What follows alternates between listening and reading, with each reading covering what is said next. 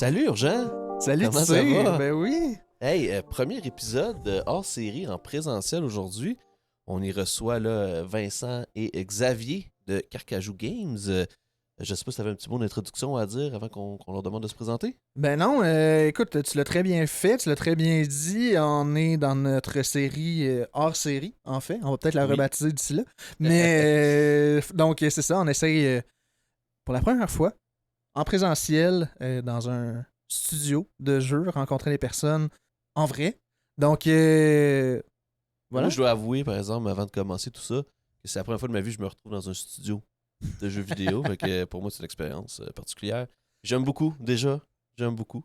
Fait que, oui, si on peut faire un petit tour de table, peut-être pour vous présenter, là, Vincent ou Xavier à tour de rôle, là, puis après ça, on pourra débuter avec quelques petites questions là, pour diriger la conversation. Alors, Vincent Presso, fondateur du studio Carcajou Games. On existe depuis 2016. Avant de rentrer dans le monde du indie, j'ai fait mon tour dans les gros studios, Ubisoft, Eidos, pour ne pas les nommer. Puis après ça, ben là, je me suis promené, j'ai fait un peu de la consultation pour des studios indépendants, puis ça m'a comme un peu donné la piqûre. En fait, ça faisait longtemps que je pensais, j'avais le goût de faire des choses, pas dire différemment, mais c'est juste, mettons, on va dire ça comme ça, à force de travailler sur des grosses licences, des fois, ben, on se spécialise, puis on fait toujours la même chose. Mhm. J'avais le goût de faire des choses différemment. Je pense qu'on pourra très bien, mais on pourra y revenir sur le parcours. Fait que avant d'être dans le jeu vidéo, j'ai fait mon cours en graphisme, et puis dans mon parcours, j'ai aussi mon diplôme en cuisine d'établissement à l'ITHQ, donc je suis Quand cook même. Nice. aussi. Oh, nice! Ouais, c'est ça. Ben, c'est drôle parce qu'il y a plein de parallèles à faire Ben entre, oui. entre tous tu sais, les industries créatives et la cuisine, tu sais, le fait qu'on travaille un produit pour un client, tu sais, la présentation est très importante, tu sais, c'est comme le goût aussi est super Ouais, ouais. important. Fait que c'est un genre de parcours atypique, mais qui a quand même une ligne directrice. Mais j'aime beaucoup l'analogie cuisine et Ouais. jeux vidéo. Tu sais, tant qu'on parle des ingrédients, chacun a aussi des spécialités. Tu sais, c'est pas Exact. les maîtres sauciers de ce monde Les qui maîtres doivent sauciers. s'impliquer et tout. Là. Non, mais pour vrai, c'est quand même. En tout cas, j'aime l'analogie. Puis toi, Xavier? Oui, bien bonjour, enchanté, moi c'est Xavier. J'ai étudié au Cégep du Montréal en communication parce que je voulais devenir journaliste avant d'entrer dans le jeu vidéo. Et puis, j'ai comme fait un 180 dans mon parcours quand j'ai fait mon inscription à l'UQAM. Et dans le fond, quand tu fais ton inscription à l'UQAM, tu choisis comme trois programmes pour ton inscription. Et mon premier a été évidemment journalisme. Puis mon deuxième, en fait, ça a été la stratégie de production. Parce que c'est un programme que quand j'ai lu, ça m'intéressait tout simplement. Puis je pouvais y rentrer tout simplement. C'était très contingenté, mais j'avais la cote pour. Alors, je me suis inscrit. Et au final, ça a été le programme dans lequel j'ai décidé de m'engager. Puis ça a été sur un coup de tête, mais au final, c'est vraiment une passion que ça s'est développé, faire de la gestion de projet. Dans mes études, vraiment à l'UQAM, ils nous disent, OK, il faut vous trouver une spécialisation. La majorité de mes collègues étaient en télévision. Moi, je n'étais pas décidé parce que tout m'intéressait. Médias interactifs m'intéressaient, télévision m'intéressait. Là, je me suis vraiment penché sur moi-même, j'ai fait le jeu vidéo, c'est ça que j'adore depuis toujours. Fait que je me spécialise en même temps à l'UQAT pour faire de la gestion de projet à l'UQAM et faire un peu de design à l'UQAT pour juste m'initier un petit peu aux jeux vidéo avant même d'entrer dans l'industrie. Fait que là, je suis à ma dernière année à l'UQAM, puis la majorité de ma dernière année va être principalement la spécialisation pour Ok. toute ma dernière année. Fait que mon parcours en tant que producteur aux études est pas mal terminé. La dernière année, c'est toute la spécialisation. Une spécialisation en particulier C'est qui pas mal une t'intéresse? spécialisation générale. Là, je fais une spécialisation design à l'UQAT. Je m'étais inscrit au début en or, par accident, parce que c'était un Par groupe qui accident. fitait avec mon horaire. Puis au final, après, quand je devais rentrer en mes cours, il y a eu plein de problèmes. Fait que là, je suis en spécialisation design. Euh, je suis rentré en tant qu'intégrateur pour le programme. En fait, quand on a fait notre projet à l'automne. Mais je faisais vraiment un rôle de gestionnaire de projet. Fait que, vu que j'ai pas nécessairement la même base de Unreal que mes collègues avaient, ben moi, je les assistais avec. Je faisais un petit peu le level design que j'ai appris sur le tas, mais aussi faire des horaires de production. J'assistais avec faire nos scrums. Fait que toute la paperasse aussi, vu que c'est quand même un cours, fait que les devoirs, moi, je les remplissais pour qu'eux puissent se concentrer sur faire le level design. Puis au final, on a fait un super beau niveau en 15 semaines. Puis là, cette année, ben, gros défi qui se présente à nous autres. Puis là, c'est un jeu complet pour l'année. Fait que Ok. j'ai bien hâte de m'engager là-dedans. La gang de Lucat est vraiment nice. Fait que j'ai hâte d'y retourner. Cool. C'est intéressant tout ça. Puis là, c'est ça, on n'en a pas parlé, je pense, là, actuellement, là, mais tu nous en as parlé tantôt. Tu es stagiaire actuellement chez Carcajou. Je suis à ma dernière semaine de stage, en fait, chez Carcajou. Ouais. Ça fait déjà 13 semaines que je suis ici. On t'a pris au bon moment. Ah, vraiment, vraiment. Ben, merci beaucoup pour la petite présentation. On aimerait peut-être ça, jaser un peu de l'histoire du studio. Là, je sais qu'on en a parlé rapidement tantôt, que c'était là depuis 2016, mais un peu plus au niveau tu sais, des prémices, du pourquoi, puis l'idée derrière le studio aussi, les valeurs peut-être, ou, tu sais, un peu la culture, là, puis tout ça. Là. Tout à fait. Fait que pendant mon cheminement dans l'industrie du AAA, ben, tu sais, j'ai travaillé sur des grosses licences. Je suis animateur de formation, puis à un moment donné, je commençais à être un peu tanné de trouver des façons créatives de démembrer des personnes. On va dire ça comme ça. Et puis, à ce moment-là, ben, tu sais, off mic, tu sais, j'ai dit que j'avais 4 enfants. Puis j'avais comme le goût de faire des jeux avec lesquels je pourrais jouer avec je pouvais jouer avec mes enfants parce que les licences sur lesquelles j'étais, c'était un peu trop c'était un peu trop violent pour mes enfants à ce moment-là. Je voulais faire des jeux de qualité. J'ai rien contre Caillou, j'ai rien contre. Tu sais, c'est des licences qui ont imprimé de l'argent, là. Ben oui. Mais j'avais le goût de faire comme les jeux sur lesquels je travaillais, mais d'être capable de pouvoir jouer avec mes enfants. Fait que là, aujourd'hui, mes enfants ont grandi depuis. Maintenant, je le fais plus pour moi, mais je le fais pour d'autres parents qui aimeraient, Ben oui. tu sais, soit des parents qui ont grandi avec les jeux vidéo, qui ont comme arrêté, puis là, maintenant qu'eux commencent à avoir des enfants, ont comme le goût de ont le goût de jouer avec eux autres. C'est un peu pour ça. Non, c'est un phénomène qu'on voit de plus en plus, là, dans le sens que, tu sais, de plus en plus, les générations ont grandi avec les jeux vidéo. Ces générations-là commencent à avoir des enfants, ont des enfants, les enfants grandissent. Maintenant, la réflexion, je trouve ça le fun, là, vraiment. Mais tu sais, moi le premier, hier j'ai passé mon Ça. après-midi à jouer à Super Mario 64 avec mon enfant. Parce que moi je suis un fan de Dark Souls, je jouerais pas à Dark Souls avec mon enfant de 4 ans, tu sais, idéalement. Là. Fait que tu sais, moi je suis toujours intéressé, des fois j'en cherche, puis tu sais, pour le vrai, là, à part des jeux de patrouille, il n'y a pas grand chose qui est le fun Non, c'est ça. à jouer avec un enfant. Tu sais. C'est sûr qu'il y a des jeux un peu à la Unravel, mettons, des jeux coop de même. Ben là, il y a 4 ans aussi, fait que des fois ça peut devenir un peu complexe, mais tu sais, je trouve que c'est une excellente prémisse au studio, puis une très Vraiment. bonne mission. Je peux dire ça comme ça. Là. Puis, tu sais, un point, puis je veux pas dire que ça va toujours être ça.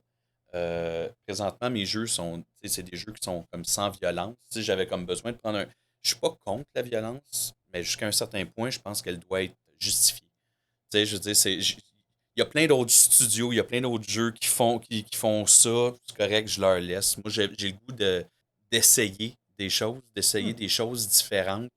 Puis je pense qu'on va revenir à peu près plus tard là, sur les différents projets puis le pourquoi que c'est si. Ouais. Mais tu vois, ça c'est intéressant parce qu'on en parlait dernièrement.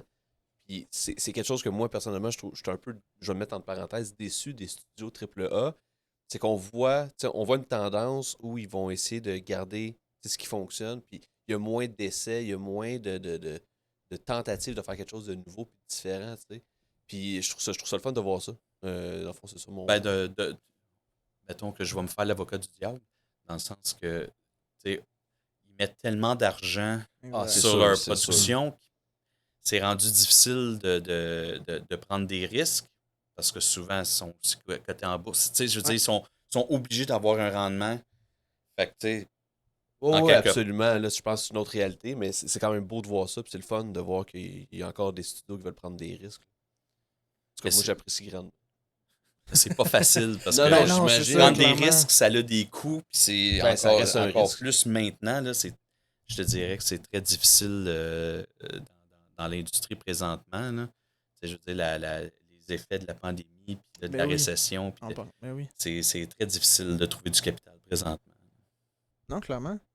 Toi, Xavier, Mhm. petite question. Tu connaissais-tu Carcajou avant de rencontrer Vincent? Non, vraiment, ça a vraiment été au Megamix que je l'ai rencontré. Puis directement après, ben là, je suis allé m'informer un peu sur le studio, puis les valeurs. Puis ça a accroché direct. C'était des valeurs qui fonctionnaient avec moi aussi.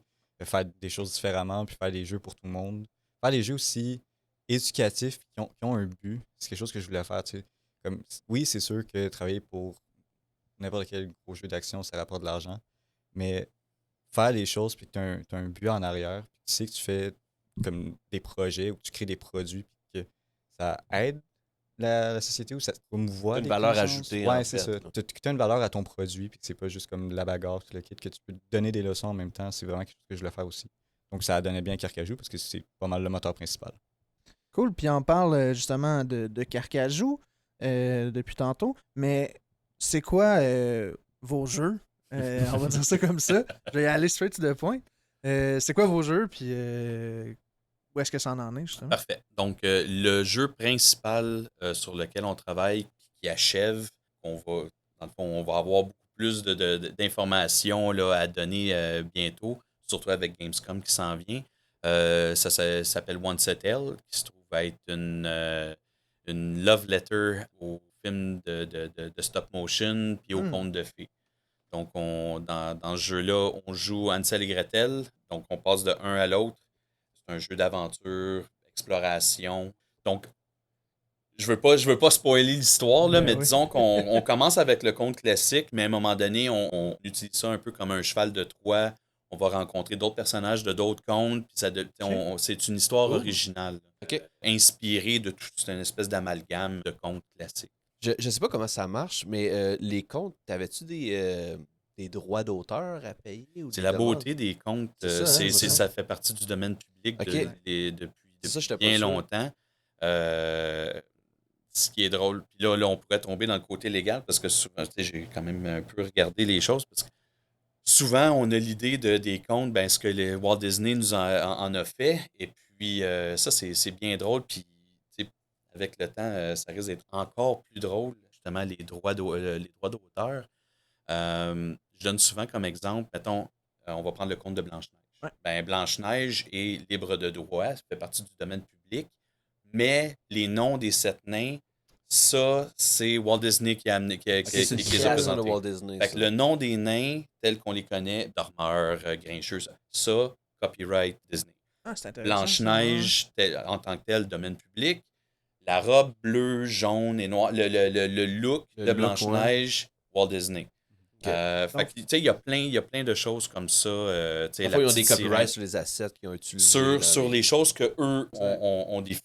Si c'était dans le conte original, ça vient libre de droit. Puis c'est un peu pour ça qu'on a vu un peu les films tu sais, de Blanche-Neige avec, tu sais, ils ont comme leur version de, là, puis il y a des choses tu sais, on n'entend pas les noms. Eux autres, ils s'y tenaient avec ce qu'il y avait de libre domaine public. Je comprends. Fait que c'est vraiment les contes de base, les premiers qui sont. Que n'importe qui peut prendre, là, basically. Les contes de La Fontaine, les contes de Perrault, Ben les oui, ben contes oui. de Tout ça, Grimm, c'est- les versions originales. Puis de toute façon, les frères Grimm n'ont pas inventé grand-chose. Là. Je veux dire, ils se sont promenés, puis dans le fond, eux, ils ont pris ces contes-là et ont fait des recueils avec, mais tu sais, ils n'ont rien inventé, ils se sont promenés, puis ils ont eu ces histoires-là qui avant étaient plus dans le folklore le des folklore. enfants. Ben, ce que je voulais dire, le folklore oral, tu sais, dans le fond, c'est que Ouais, c'est c'est ça, juste c'était des que conteurs, Ouais, là, dans c'est le ça, fond. exact.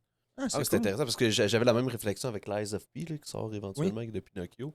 Oui. Mais en tout cas, c'est ça. Ok, ben c'est intéressant. Ben, on l'a vu, gars, c'est quoi? Ben, au début de l'année, il y a eu un film d'horreur de Winnie the Pooh. Oui. Parce que Il venait de tomber, Winnie the Pooh venait de tomber de domaine exact. public. Là, il y en a, tu sais, Mickey Mouse s'en vient, il y en a plein. Puis là, c'est justement il y a les lobbies, on va dire des lobbies, mais c'est Disney plus que d'autres choses, là, qui essaient de se battre pour essayer de garder les droits encore plus longtemps pour pas avoir à perdre. L'image de marque Ouais, là, associée. Puis, On va dire ça. Mais en tout cas, les 5-10 prochaines années risquent d'être très intéressantes au niveau. Là, c'est comme je te Ouais, dis, ben, c'est regarde, vraiment en train de on prendre peut le tour. retourner Là, à mais- Once a Tale. En regardant le site web, bien sûr, on s'est renseigné sur les jeux un peu parce qu'on fait quand même nos devoirs. C'est ça, on en a parlé rapidement tantôt, mais on voulait garder le sujet vraiment pour la conversation. On sait que c'est développé en partenariat avec Triple Boris C'est ça. puis la fondation de Deux Igloos que vous avez fait au travers de tout ça. Comment ça en est venu à ça? Tu peux nous raconter l'histoire? Donc, Once a Tale, au départ, était une création du studio Carcajou. Et puis, on a fait une demande au Fonds des médias du Canada en 2018 qu'on n'a pas eu, mais qu'on a manqué vraiment de peu. Mais à ce moment-là, Triple Boris avait fait un peu la même chose pour un de leurs jeux, puis il est arrivé la même chose. À un moment donné, on est allé luncher, puis je posais la question, peut-être que tes faiblesses sont mes forces et vice-versa. Fait que pourquoi est-ce qu'on n'utiliserait pas on s'est rendu compte qu'on était complémentaires. Fait qu'on s'est dit, ben, pourquoi qu'on n'essaierait pas de repitcher, puis de s'associer, puis de repitcher ça au FMC. Ce qu'on a fait. Et puis en 2020, on a eu le prototypage. Nice. Fait que là, on a fait le prototypage, là, on a redéposé en production, on l'a eu aussi. Puis là, ben là, c'est ça. Et on est la fin là, de tout ça, là, puis on va voir là, ce qui va se passer avec Gamescom, là, mais je dirais là, que ça sent la fin. Donc, le collectif des deux, de Triple Boris et de Carcajou, c'est deux igloos? Ouais. C'est comme ça en français qu'on le prononce? Ouais? Oh Ouais, oui, c'est ben, ça. en fait, l'idée, c'était parce que ça ne me tentait pas qu'on aille un numéro de compagnie, juste une compagnie à numéro, en jasant à gauche puis à droite. Puis à un moment donné, c'est comme, ben là, tu sais, pourquoi qu'on ferait pas comme deux igloos? Parce que ça fait igloo-igloo. Puis, il y a ça. Puis, puis il y a aussi le fait que, tu sais, un igloo, deux igloos, c'est deux maisons Ben oui. de Triple Boris Carcajou. Je me demandais ça venait d'où aussi le nom, fait que là, je viens d'en apprendre plus. Ah. Et voilà. Ta 13e semaine. Ben on voilà. apprend encore des choses, c'est intéressant. Puis ça, cette relation-là entre studio et indépendant, c'est quelque chose que vous avez vu souvent là, dans l'industrie? Pour, tu sais, des co-développements, il y en a, mais au niveau du... j'ai pas l'impression qu'il y en a tant que ça. Je veux pas dire qu'on... Tu sais, je vais pas dire qu'on est les premiers. Pour vrai, je ne sais pas s'il y en a d'autres. Ça a occasionné son lot de troubles parce que, tu sais, étant nous, tous les deux, Triple Boris et Carcajou, on est membres de la Guilde des développeurs du Québec. Et puis, tu sais, il y avait des concours qui se passaient, puis il fallait être membre de la guilde, mais deux igloos ne l'étaient pas. Fait que là, il a fallu reprendre un autre abonnement, on va dire ça. Fait que, tu sais, c'est comme des petites affaires comme ça. Fait que je me dis, c'est pas quelque chose qui est arrivé très, très souvent. Là. Ouais, c'est ça. Ça Parce allait que- avec son lot de défis. Là, Ouais, aussi, ben, là, c'est ça. parce Parce que, de tu sais, gestion, puis de... clairement. parce qu'en plus de ça, tu sais, on a fait ça en plein début de pandémie. Ben oui. Tu sais, c'est drôle parce que ma dernière journée chez Behavior, parce que bon, juste avant d'avoir le financement, j'étais à ce moment-là chez Behavior. Ok. Et puis, ma dernière journée, ça a été le 13 mars, tu sais, 2020, jour du lockdown. Le vendredi. Ça a quand été. tout, Ouais, c'est ça. Fait que toute la partie prototypage, c'est fait comme en télétravail. Tu sais, moi, dans mon sous-sol. Écoute, j'étais assis sur une boîte de lait. Puis ma table, c'était une planche de plywood Wow. sur un laptop. Tu sais, les premiers mois, ça a été ça parce que tu sais, le local que vous voyez là, c'est vraiment. C'est quelques mois plus tard. Là. Parce que ce qui n'a pas été mentionné, c'est que pour tu sais, la plupart des assets pour OneSetL sont faits à la main. Ouais. Ça prend de la place. Puis à un oui. moment donné, j'avais plus de place. Tu sais, je me suis dit, je vais manquer de place chez nous. Fait que j'avais comme pas le choix de prendre un local. Puis c'est ça, dans le fond, le local, on l'a gardé. Là. C'est ça. Puis juste pour revenir à la relation, là, comme tu disais tantôt, c'était complémentaire.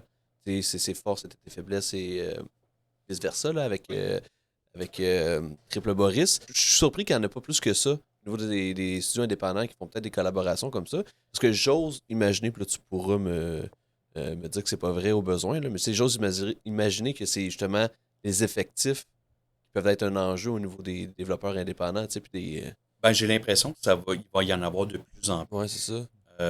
Soit des coprods. Ben, on le fait déjà, comment je pourrais dire, non officiellement, parce que tu sais, souvent, tu sais, il va y avoir des studios qui vont avoir des temps morts, ben, ils vont prêter de leurs employés à un autre studio pour colmater, dans le sens si quelqu'un dit hey, moi là, j'ai comme un besoin j'ai besoin d'un prog, ou j'ai besoin d'un animateur, ou j'ai besoin de. Y a-tu quelqu'un qui a qui a comme des ressources de libre? Fait que c'est ça, là, ça se fait déjà un petit peu, mais oui, j'ai l'impression que peut-être si ça continue comme ça, il y a plusieurs petits studios qui vont soit. On s'entraider davantage. Puis Ben, tant mieux parce que, en tout cas, à date, avec tous les développeurs qu'on a jasés, ce qu'on entend souvent dire, c'est que c'est une belle ambiance au Québec entre les développeurs indépendants. Puis ça, en tout cas, je trouve ça vraiment cool à savoir. Tu sais,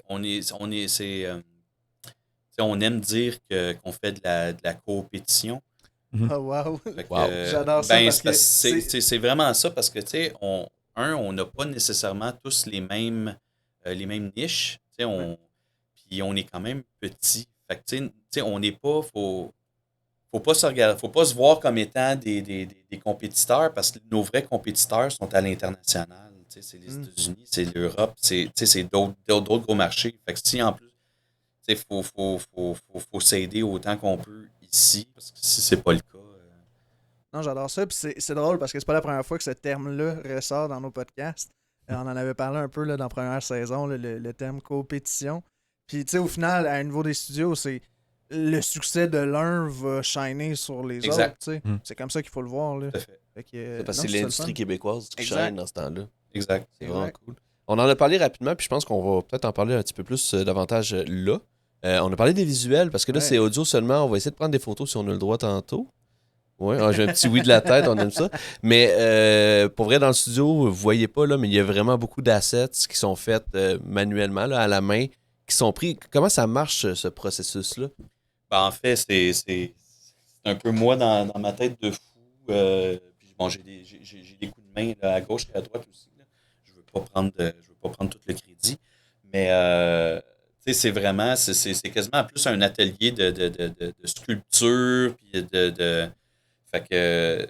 Comme si on check Et le j'ai- bureau que j'ai. Voilà, c'est Là, j'ai un, On il y voit a de la un backstore, peinture. Il y a un backstore aussi avec tu sais, Avec du plein carton, d'autres, toutes sortes de cochonneries. Puis souvent, ben, c'est ça. Tu sais, je vais regarder tu sais, ce qu'on a de besoin. Puis là, ben, je vais soit le sculpter tu sais, soit de la pâte à modeler, de la pâte tu sais, du Fimo, Ben oui. soit tu sais, ça va être du carton, du papier mâché.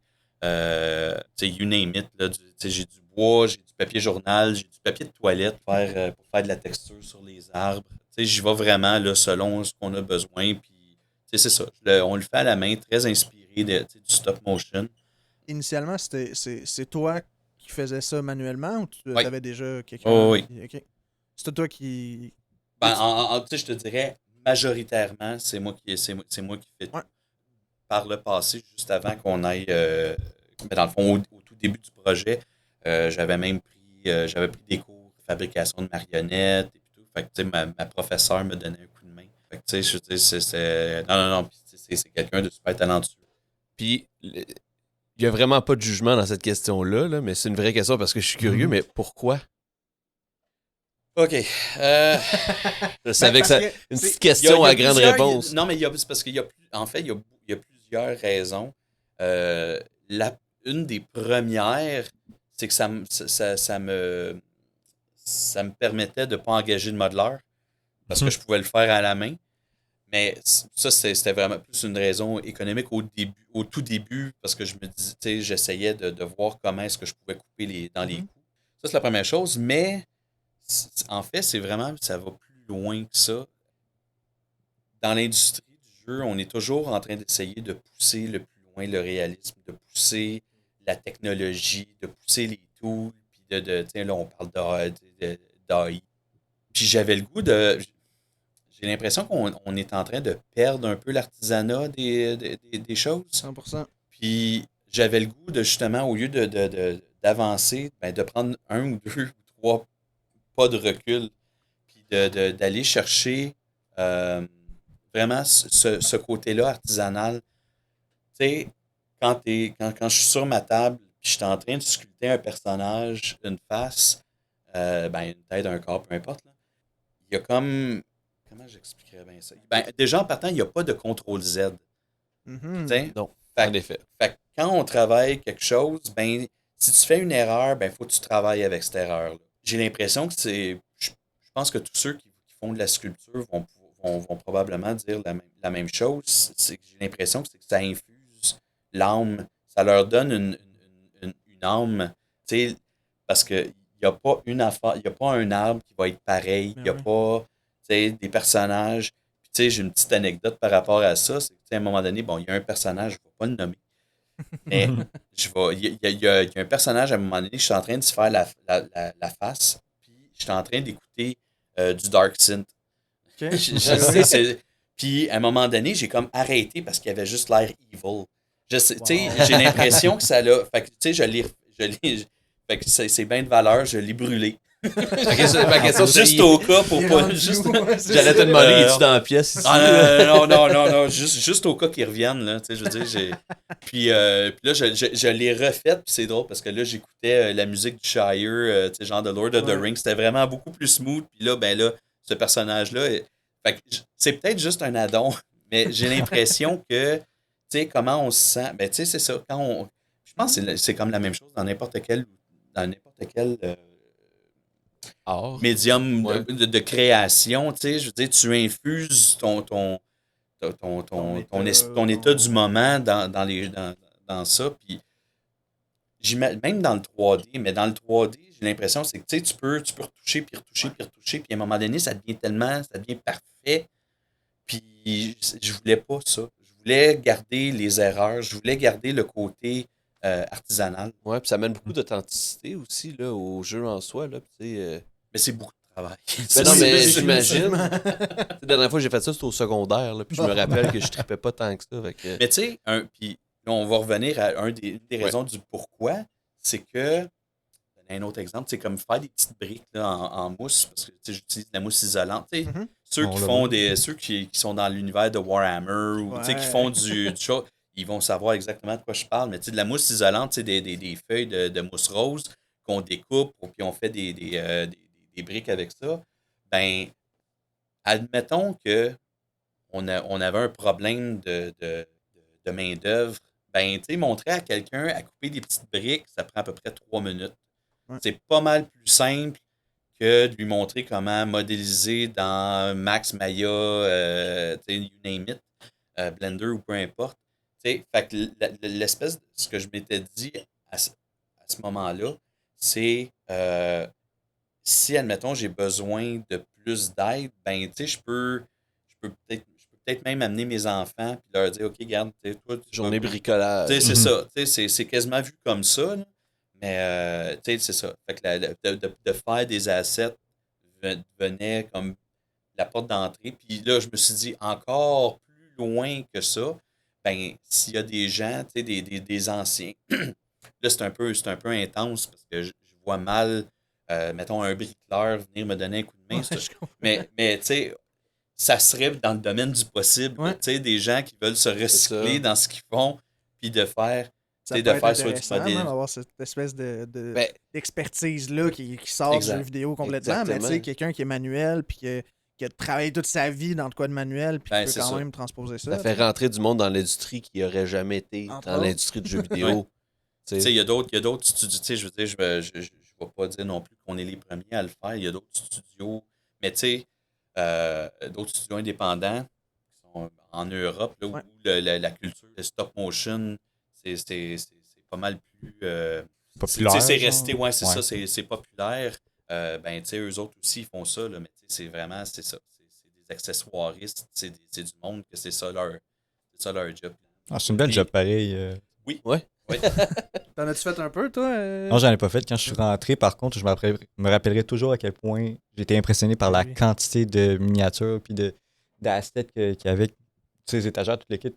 Comme, en fait, je dirais que c'est pas mal le même montant qu'il y en a en ce moment. Là. Mais vraiment, c'est impressionnant la première fois que je suis rentré dans le bureau. Là, c'est... Puis pour de vrai, là, en tout cas, on coupera si jamais j'ai pas le droit de dire ça. Là, fait que je vais le dire, puis tu couperas au besoin. Bon. Mais pour avoir vu un peu de gameplay tantôt, le rendu est vraiment cool. Mhm. Pour Parce de que- vrai, là, le rendu est vraiment cool. Tu sais, voir les bonhommes bouger Ouais. avec le stop motion, j'étais comme, yo, c'est vraiment cool. Genre, j'avais le goût de jouer à ça. Parce que c'est ça, là on parle de modélisation, de modélisation dans le sens que tu les fais, puis après, le processus, c'est que tu dois les prendre en photo sous tous les angles possibles, logiquement. En fait, ce qu'on fait, c'est qu'on prend des photos vraiment là, tu sais, tout le Ouais. tour à plusieurs angles.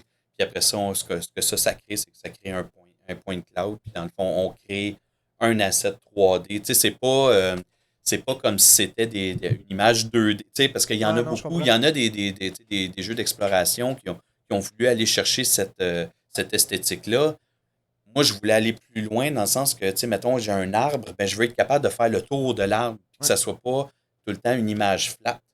Fait que c'est un petit peu De l'idée la profondeur, je en voulais, fait. ouais, c'est moi, ça. je voulais du full 3D. Question, là, je sais que le site web en parle un peu, tu sais, un peu l'ambiance du jeu, le gameplay, ce genre de choses-là. Si t'avais à décrire à quelqu'un qui a aucune idée c'est quoi, comment tu décrirais le jeu sans que ce soit comme spoiler alert, là, je veux dire, Ah, gardez-vous mon du Dieu. stock pour le Gamescom, mais une Euh, description, là, mettons, du jeu. Mais je dirais, mettons, que les fans des jeux comme It Takes Two, des affaires comme ça, vont vraiment triper sur le jeu parce que c'est vraiment ça. C'est exploration, aventure, puis tu essaies de résoudre des petits puzzles à travers l'univers. Puis en plus, si t'es un fan de contes de fées, là, tu vas être servi parce que t'en as une tonne dans tout ça. Là. C'est vraiment. Si t'aimes ce genre de jeu, tu vas triper mais raide. Est-ce qu'on peut dire qu'il y a une petite vibe à la Little Nightmares un peu, ce genre de... je vais dire oui, dans le sens que je voulais pas aller dans la route du horreur. Ok. Fait qu'on reste dans le merveilleux puis dans le fantastique. Cela étant dit, il y a des moments qui sont un petit peu plus stressants, mais tu sais, il n'y a pas de... Comment je dirais bien ça sans spoiler quoi que ce soit? Tu sais, ça reste... L'idée, c'est que c'est vraiment pour tous. Mhm. Tu sais, il n'y aura Ah, ben pas oui, parce ben, que regarde l'idée, ça. tu sais, Pour la mission tu sais, du pour avoir studio, joué les Little Nightmares, il y a des moments où tu sais, c'est vraiment un peu plus creepy. Ouais, exactement. Mais je parlais plus, admettons, au niveau gameplay que visuel et ambiance, là, tu sais, dans le sens que, de ce que j'ai cru voir, c'est un 2D, 3D un peu, là. Ben, c'est un. Tu sais, pour le système, le système de caméra, moi, je voulais quelque chose qui était une espèce de. Les premiers Resident Evil, mais plus. Fait que, tu sais, on a des caméras. Ok! Fait qu'on a des caméras sur rail, mais c'est pas contrôlé. Puis là, ça tombe. On tombe même dans des raisons gameplay parce que je voulais des contrôles les plus simples possibles. Tu sais, il y a des. Tu sais, mes enfants les plus jeunes, puis ma femme. Tu leur mets une manette d'Xbox, tu sais, c'est comme ils deviennent, ils commencent à avoir chaud, puis parce qu'il y a tellement il y a tellement de boutons, puis tu sais, elle est restée sur le Super Nintendo. Là. Fait que, tu sais, même, je te dirais, Nintendo. Fait que l'idée, c'était d'avoir le moins de boutons possible, tu sais, puis de juste de se concentrer sur l'expérience. Fait que pas, tu sais, contrôle le personnage, laisse faire la caméra, on s'en occupe. Pas des combos à pu finir de Non, boutons, c'est puis de... non, Non, c'est c'est pas c'est un Devil May Cry, là. Ouais, c'est la ça. prise en charge, elle est hyper simple. Ok. Et puis, mais ça veut pas dire, tu sais, on voulait pas que ça devienne plate non plus. Ben oui. Fait que, tu sais, il y a quand même, mais c'est comme des contrôles classiques. Tu sais, n'importe qui a déjà pris une manette dans sa vie devrait être popé. Tu sais, ça devrait être popé. Ça revient un peu à ce que tu disais au tout début, niveau valeur et tout, que ça soit vraiment accessible, là, dans Exact. le fond, le plus possible. Je pense que Texto, c'est peut-être le meilleur exemple, là, en effet. Texto, là, c'est plus qu'on en probablement parle, là, dans le sens que c'était simple les contrôles aussi. Ouais, la puis première ça a fois que été j'ai un fait, jeu, ma foi, merveilleux. La première fois que j'ai fait un playtest de One Settle, vraiment, je me suis retourné vers l'ensemble, j'ai un très très gros vibe de It Takes Two. Ok. Vraiment, là, Cool. comme pour y avoir joué, ça a fait la même qualité de jeu. Là. Vraiment. Ben, moi, j'ai une dernière question, peut-être, admettons, pour One CTL. Ben, pas une dernière question, mais tu sais, pis ça, tu pourras me dire si tu veux pas répondre Ben, correct. ou whatever. Est-ce qu'on peut attendre à avoir un démo éventuellement? J'aurais tendance à dire non. Parce que ben, il y a déjà des vidéos un peu de gameplay qui sont déjà sorties lors du prototypage. Puis je ne sais pas jusqu'à quel point. Tu sais, je dis non. Ça se peut. Tu sais, mettons pour des Vous êtes pas playtests, décidé pour des. encore C'est parce que c'est là-dessus. ça, là, tu sais, on est en train de voir. Il y a différentes options. Puis tu sais, tout dépendamment à quel moment le jeu va sortir. Puis, tu sais, quand je dis ça, c'est que c'est quand même prochainement. Mhm.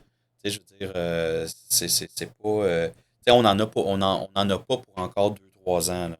Je sais pas jusqu'à quel point une démo jouable servirait le projet. Dans le sens que, tu sais, je veux dire, c'est pas comme si c'était des mécaniques nouvelles. C'est pas.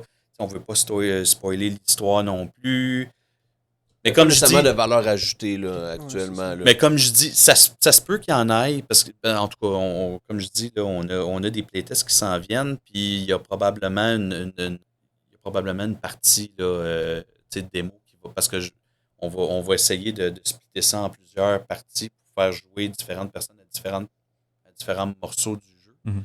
Fait que, tu sais, je veux dire, peut-être qu'on va. Tu sais, tout dépendant, on va voir là, si les résultats sont bons, ben on va peut-être dire, OK, regarde, cette partie-là, ben on va peut-être la Ok. lancer comme démo.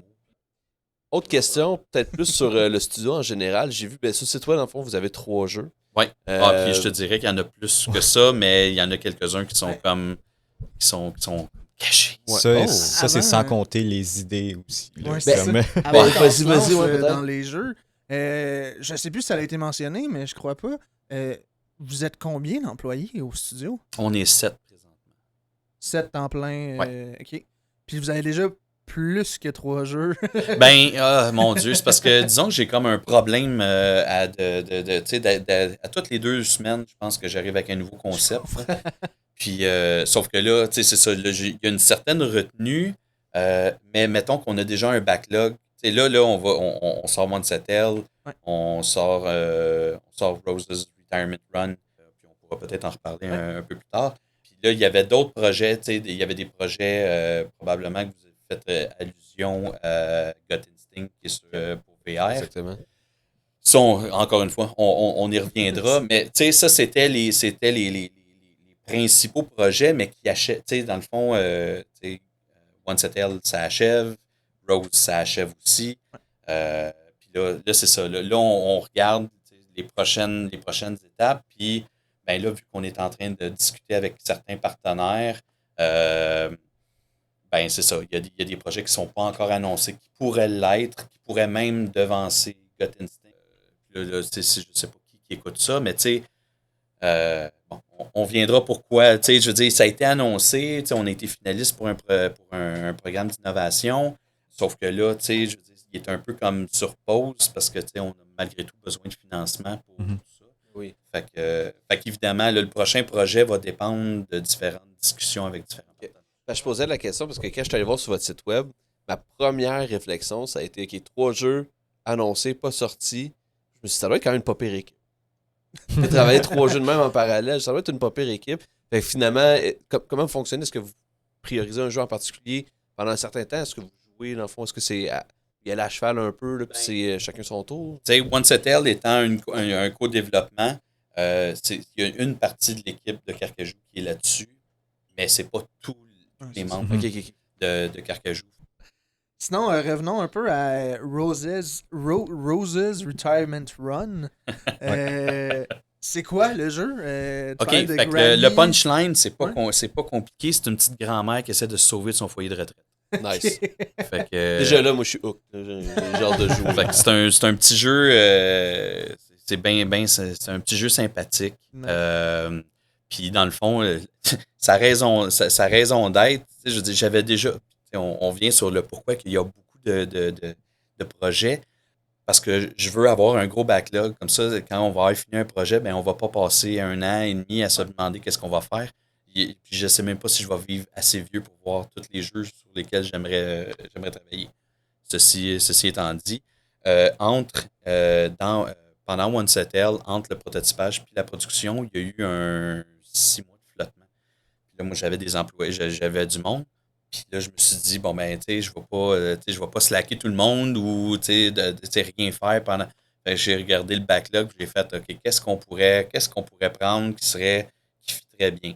Puis au départ, Rose, c'était supposé être un genre de Metroidvania. Ok, pour vrai. Oh, ben, c'était supposé, tu sais, dans le fond, tu sais, le concept reste le même. Donc, c'est une grand-mère qui est dans un espèce de gros complexe qui essaie de sortir. Fait que, sauf que là, j'avais pas, tu sais, j'avais pas les ressources, j'avais pas les moyens, fait que, comment est-ce qu'on peut synthétiser ça puis tu sais, faire quelque chose qu'on peut shipper? C'est devenu ce qu'on appelle, le nom original, c'était Granny Escape.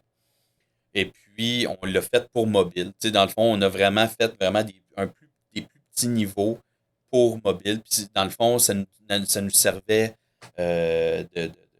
pas dire de carte d'affaires, mais de carte de visite. T'sais, on était capable de montrer que, dans le fond, l'essence de ce qu'on voulait avec ce projet-là. Et puis, c'était quand même un projet qui était complet, qu'on pouvait montrer qu'on était capable de shipper. Mhm. On était un peu malchanceux dans le sens que le terme Granny, pas longtemps après, est devenu un ST. Il y a eu des jeux d'horreur qui sont devenus comme hyper populaires. Fait que pour ceux qui ont vu les images, déjà que je trouvais que avec la pandémie, puis ce qui est arrivé avec les aînés, Je voulais pas tomber dans le lourd. Fait que, on essaie de garder un look humoristique. C'est très coloré, c'est très humoristique, c'est cartoony. Fait que, mais avec le terme Granny Escape, j'ai l'impression que, il y avait un... Fait que c'est pour ça on a changé le nom. Mais c'était aussi pour pas, justement, que les gens se mélangent avec le jeu d'horreur. On a shippé ça. Là, on est en train de le rebrander avec le Retirement Run, qui va bientôt sortir, qui va ressortir sur Android très, très, très prochainement. Android et Steam. Et Steam. Et Ok, c'est ça, j'avais demandé s'il y avait un portage on PC. l'a porté pour PC. Ben, écoutez, je vous encourage fortement à Ben oui, aller ben acheter. Et puis, parce que l'idée avec ça, ça serait d'être capable justement là, de faire le 2 qui serait Mhm. la version originale. Ben, Ça de va toute être- façon, nous, quand on va publier le podcast, on va mettre tous les liens qu'on peut trouver. Là. Fait que Ok. si la page Steam est déjà prête, Oui, Ouais. la Ok, page bon. Steam, la page Android. allez, dans le fond, allez voir ça, gang. Puis Je garantis, c'est un bon 5$ investi. Ben, moi, pour de C'est ça. vrai, en tout cas, je vais faire une parenthèse. Moi, je fais beaucoup de démos sur ma chaîne, tous les mercredis soirs. Puis, moi, déjà, 5$, même s'il n'y a pas de démo, je pourrais encourager quelqu'un. Fait que c'est sûr, moi, je vais l'acheter, puis je vais probablement le faire en live quand ça va sortir. C'est vraiment très prochainement, là, fait qu'on Si ça se reste à trouve, jour, il là, va on déjà être sorti quand le podcast va Ouais. sortir. Ah ouais, là. ça se prochain pourrait jour. très bien. Quand ça s'appelait Granny Escape, on parlait avec différents partenaires peut-être pour des publishers. Ces gens-là voulaient avoir des chiffres sur comment ça allait. C'était le monde du mobile. Puis pour vrai, là, je déteste le Je comprends ce que tu veux monde dire, du mobile parce que présentement, il y a des gens d'affaires qui ont vu Ouais. que c'était populaire. Puis en fait, c'est plus des jeux, c'est des casinos avec une couche de peinture de jeu. Puis ça me lève le cœur.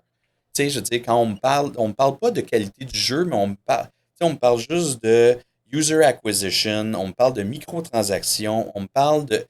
C'est épouvantable. Ça ne m'intéresse pas. C'est aussi une des raisons pour laquelle Rose, dans le fond, devient Rose's Retirement Run, parce qu'on change le modèle d'affaires. Parce que, bon, là je passe du coq à l'âne. Là. Pas trop. Quand le jeu est sorti, le jeu n'était pas officiellement sorti. En fait, il n'est jamais sorti officiellement. C'est un soft launch que C'était d'autres un choses, soft, là, c'est ouais. ça. C'était un soft launch pour aller chercher des chiffres, pour aller voir la rétention. Et puis, eux, ils voulaient en fait, on nous a comme un peu obligé le modèle d'affaires avec lequel ils voulaient du free-to-play avec ads ou avec microtransactions. Ça m'écœurait, mais je l'ai fait parce que je me suis dit, c'est peut-être ça qui va faire survivre le studio. Puis de toute façon, c'était en soft launch. Mhm. Sauf que là, ce qu'on a vu, moi, je viens du PC. Je viens du monde PC console. La manière qu'on fait un jeu, souvent, surtout des jeux narratifs, il y a une progression dans les mécaniques, je ne crois pas qu'on monte un jeu PC de la même façon qu'on monte un jeu mobile. Le jeu mobile, les gens veulent tout de suite, il faut que ça soit super clair. J'en ai appris beaucoup là, sur le mobile, puis c'est une des choses aussi qui a fait que ça m'intéresse moins d'aller jouer là-dedans. Puis c'est ça, fait on a sorti ça, on a sorti le modèle d'affaires free-to-play avec monétisation, puis de la manière que le jeu est fait présentement, il y a comme, vu que le jeu est monté comme un jeu PC et non pas comme un jeu mobile, au départ, comme les premiers niveaux ont l'air super faciles. Mais tu sais, c'est comme, c'est parce qu'il y a une progression à chaque étage, parce que dans le fond, tu commences d'en haut puis tu descends les étages. Ben, chaque étage, il y a une nouvelle mécanique qui rentre. Pas mal Fait les derniers étages, c'est là que tu fais comme un cumul de tout. là. Ouais, c'est comme Comme c'est le n'importe concept quelle de boss narrative, aussi dans un Exact. jeu. Ben, tu sais, ça devient de plus en plus difficile, ça devient de plus en plus tough. Mhm. Mais tu sais, il y a comme là, à mon avis, ceux qui sont vraiment plus hardcore vont vraiment avoir Mais tu sais, c'est ça, c'est l'espèce de progression au départ qui est un peu linéaire. J'ai l'impression que étant un jeu mobile, ça nous a peut-être fait un peu mal. Tu sais, dans le sens que là, on a essayé d'arranger, tu sais, de faire des. Parce que, tu sais, on faisait des playtests, puis là, tu sais, on avait des affaires comme les gens ne comprenaient pas. Parce que, pour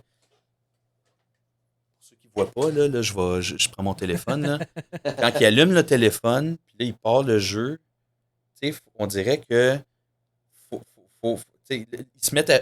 Le monde lit pas. Ouais. Non, puis Puis ils pèsent partout. Puis s'ils comprennent pas, ben ils désinstallent. Ouais. Faut que ce soit rapide, faut que ce soit intuitif, faut que ça soit. Mais On dirait qu'ils donnent pas la chance. Ouais. Fait que la bonne nouvelle avec ça, c'est qu'on a beaucoup de downloads. Fait que les gens ont l'air de pas désinstaller le jeu. Fait que mais tu sais, ça revient à ce que je te disais avec le Granny. Moi, j'ai l'impression qu'il y a beaucoup de gens qui ont comme downloadé pensant que c'était le jeu d'horreur. Mhm. Comme je dis, la bonne nouvelle, c'est que ils ont dû être bien déçus en ouvrant l'application, Mais ils l'ont gardé. mais ils l'ont gardé pareil. Fait que tu sais, ça c'est. Mais je pense que la prémisse humoristique du jeu, moi personnellement, je trouve que c'est quelque chose qui est attirant.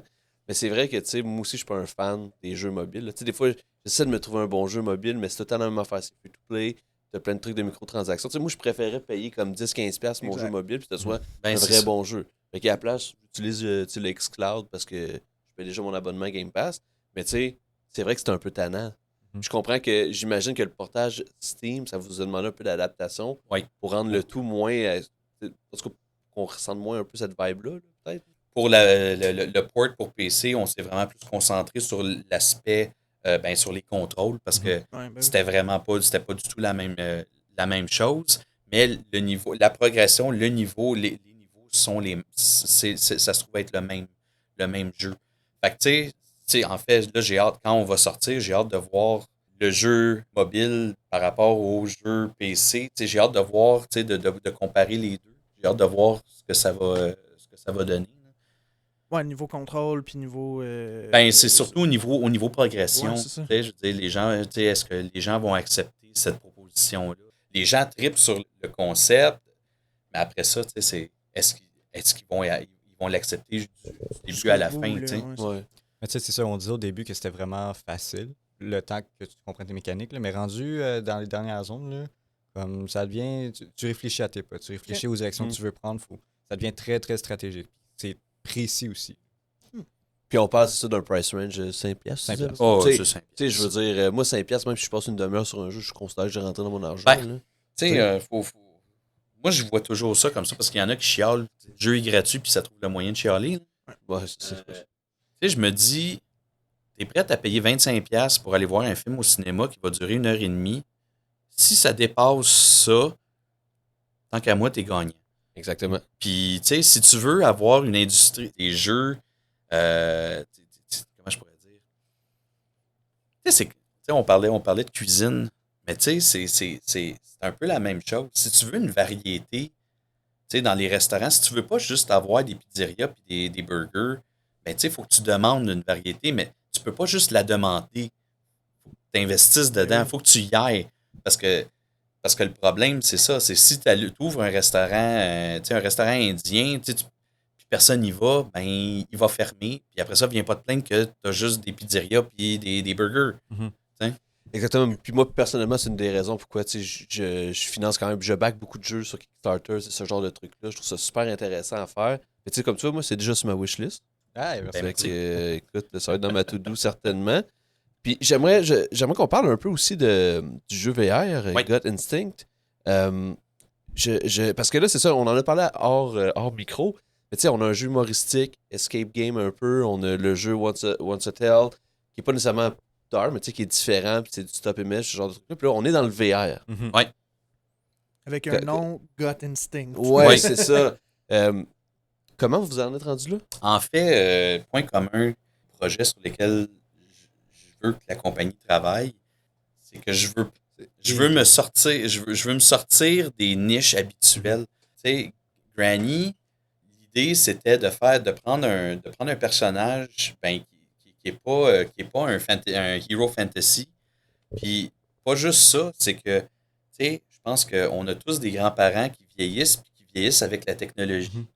Tu sais, qui ont des téléphones intelligents, qui ont des tablettes, puis de plus en plus jouent à des jeux, mais c'est pas nécessaire. Tu sais, ils n'ont pas nécessairement le goût de jouer, tu sais, le barbare qui va aller tapocher des squelettes, les narratifs. Pas cette génération-là non plus. Tu sais, nous, on a grandi avec ce monde. Oui, mais au-delà de ça, tu sais, je veux dire, on vieillit, on va avoir des enfants, tu sais, on devient sensible à différentes choses. Tu sais, je pense qu'une des forces de It Takes Two a fait, c'est qu'elle a pris le sujet du divorce, tu sais, qui est vraiment plus adulte, mais plus mature comme thème. Puis je me dis, bon, enfin, Christy, on n'a pas juste, tu sais, les histoires de vengeance de, tu sais, je veux dire, ma famille a été assassinée, puis ci, puis ça. Ou des sad T'sais, bad stories. Là. Puis ça, je pense que c'est des choses. Puis moi, en tant que joueur, j'ai le goût d'avoir des choses qui sont plus. Tu sais, c'est ça. Mes expériences sont beaucoup plus diversifiées. J'adore Spider-Man, j'adore God of War, j'adore. Je veux dire, c'est des jeux Il n'y a auxquels. pas juste ça. Mais il n'y a pas que. Tu sais, c'est ça, là. Puis Ouais. là, on arrive à Gut Instinct. Le principe de Gut Instinct, c'est qu'on joue un détective qui est aveugle. OK. En 3D.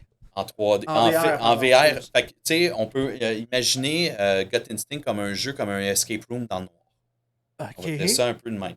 Fait que c'est un jeu, c'est un jeu de détective, très narratif, mais sans aucun visuel. L'idée en arrière de ça, c'est que tout le monde va pouvoir y jouer, même des personnes non-voyantes. Oui. C'est pas un jeu pour les aveugles, mais ça reste que. C'est toujours dans l'esprit de. OK, tu sais, il y a sûrement des gens qu'on laisse pour compte. Tu sais, je veux dire, la masse critique, là, tu sais, oui, je sais, tu sais, t'as les jeunes, tu sais, les jeunes garçons de 14 à 35, là, c'est comme tout le monde veut ça, là. Mais en dehors de ça, il y a beaucoup de laissés pour compte. J'avais le goût, tu sais, j'ai le goût de faire quelque chose de très moody. Puis en fait, j'avais le goût de focusser le gameplay, en fait, de repenser le gameplay avec d'autres mécaniques qui n'ont pas le sens. Dans le fond, on retire le sens de la vue, puis on essaye de faire un jeu sur les autres sens. Il y a des jeux qui ont été faits pour aveugles. Il y a The Veil qui est sorti dernièrement. Mais les autres, tu sais, celui-là, tu sais, c'est celui sur lequel je m'accroche le plus parce que ça ressemble beaucoup à ce qu'on avait déjà planifié. Mais tu sais, les autres jeux, c'était soit des jeux juste sonores ou tu sais, c'était comme, tu sais, c'était soit du beat, il fallait que tu tapes au bon moment. Puis il y a d'autres jeux qui disaient mettons, qui te mettaient dans les pieds souliers d'un aveugle, mais c'est bourré de visuels. Ouais. Fait qu'en quelque part, tu sais, c'est comme, OK, c'était plus gimmicky. Nous, on voulait vraiment aller dans. On voulait pousser ça au. Fait que dans le fond, le VR, c'est plus au niveau du son. Ben, le son et la spécialisation. Fait qu'imagine que, tu sais, imagine être dans une pièce, puis là, après ça, là, il y a plusieurs choses qui peuvent être intéressantes, mais tu sais, l'idée, c'est d'avoir des NPC, d'avoir des gens, puis là, d'avoir des discussions, tu sais, un peu comme les jeux qu'on aurait, mais c'est ça, les yeux fermés. Fait que, tu sais, il y a vraiment, c'est vraiment cool comme feeling, tu sais, de pouvoir t'imaginer ce qui se passe. Mais j'adore ça. Je trouve ça vraiment le fun comme idée. Puis... Sauf que le problème avec ça, c'est qu'il n'y a pas personne qui veut financer ça parce que c'est trop risqué. Ben, je comprends le trop risqué. Puis, tu sais, comme tu dis, c'est vraiment. C'est pas un public cible vraiment niche, mais dans le sens que ça rentre pas nécessairement dans le 15-34 ans que tu mentionnais. Là, je veux dire. Ben, écoute, n'importe qui a le goût d'essayer. Tu sais, j'imagine que vous êtes allé à VR. Ouais. Fait que, tu sais, je veux dire, il n'y a pas la moyenne d'âge. Tu sais, c'est vraiment pour tous. Ouais. Puis, tu sais, je me dis, il y a peut-être moyen de mélanger différents. Pas nécessairement le genre gamer, mais peut-être aller chercher justement des gens qui sont peut-être pas gamers, mais qui sont peut-être des adeptes des escape rooms parce que ça fait là-dedans. Ça offre une forme d'entertainment. Exact. Là, au final. Là.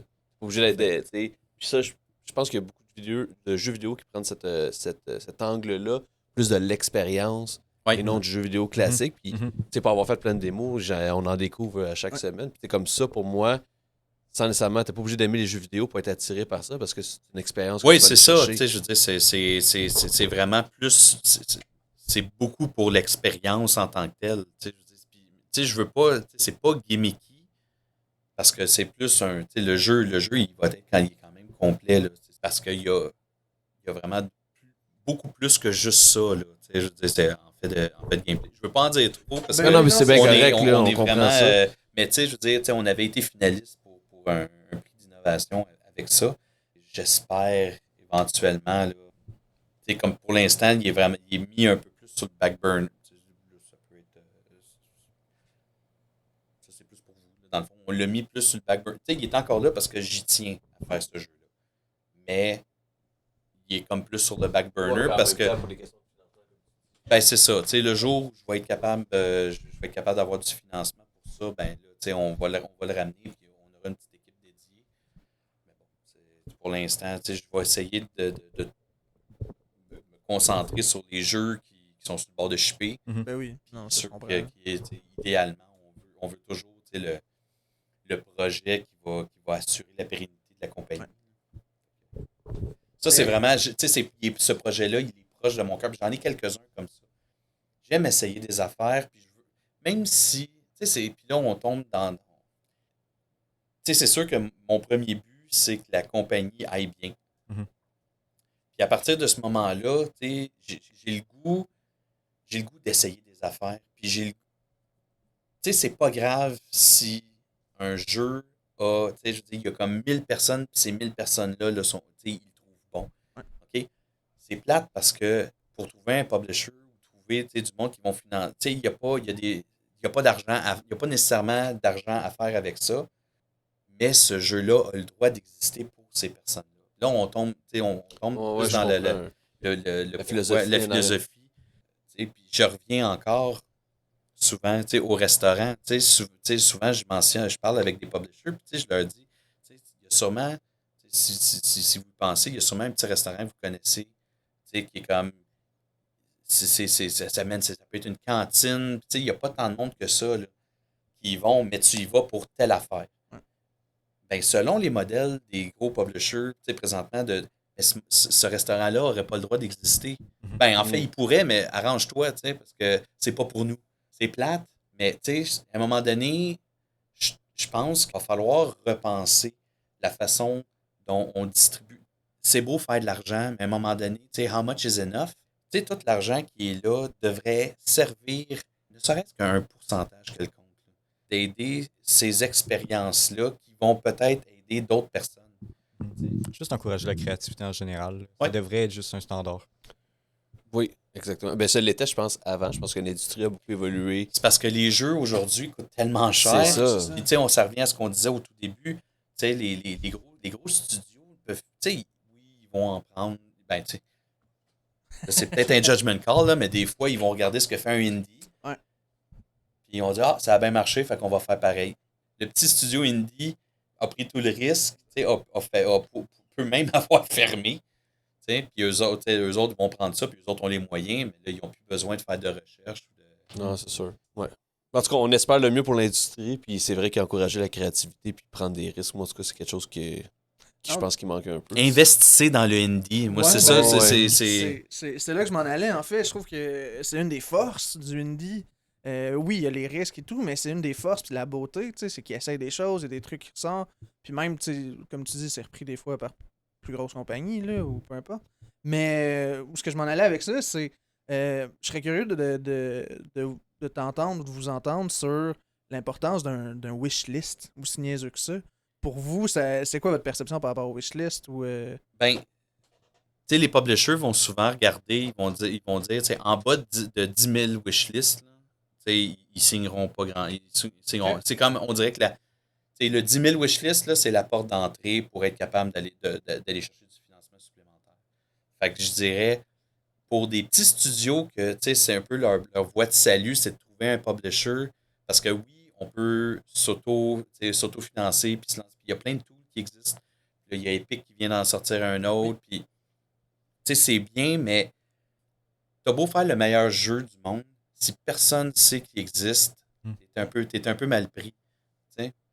Fait que pour beaucoup de premiers studios, d'aller chercher un publisher pour commencer, c'est ça qui va leur permettre d'aller chercher les fonds pour rester vivants. Puis, tu sais, Ah oui. Fait que les wishlists, c'est super important. C'est super important. Fait que Ça, si vous voyez quelque chose qui vous intéresse le moindrement, ça coûte pas cher de peser sur le piton wishlist. Je dois avoir comme 300 jeux dans ma wishlist Steam. ça coûte Mais, effectivement puis- pas grand-chose. Ça coûte absolument rien.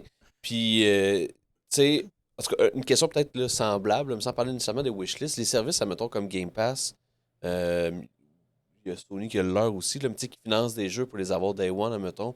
C'est des trucs qui vous intéresseraient? Tu sais, je l'ai pas, tu sais, je l'ai pas fait. Fait que c'est vraiment, tu sais, je peux pas parler d'expérience. Puis, ce que je vais dire, c'est on peut en prendre, on peut Ouais, en oui. laisser, puis ça vaut ce que ça vaut. Là. Mais tu sais, c'est un gamble, en fait. Pour quelqu'un qui commence et qui ne sait pas s'il va vendre 1000 ou 10 000 copies, ben, tu sais, de passer sur Game Pass et de dire, bon, ben, regarde, nous, on achète pour X, on achète ta prod puis un X de copies, ben, c'est sûr, ça peut être alléchant. Là. Mais, tu sais, pour quelqu'un, tu sais, qui est convaincu qu'il va vendre, mettons, 500 000 copies, ben, tu sais, là, il perd au champ. C'est super difficile de dire comme ce que je pense. Tu sais, peut-être qu'à un moment donné, je vais le prendre, ce deal-là. Là, Ben oui. mais ça dépend où je suis rendu. Parce que de ce que je comprends, c'est que pour vous, c'est sécurisant parce qu'ils payent une bonne portion de la production, me trompe des copies, fait que ça vous assure un nombre peut-être de trucs vendus. Mais si jamais les ventes excèdent ça de vraiment beaucoup, ben vous êtes, Nous, on a été payé, puis ça finit vous êtes là. perdu au change, c'est ça. Ouais.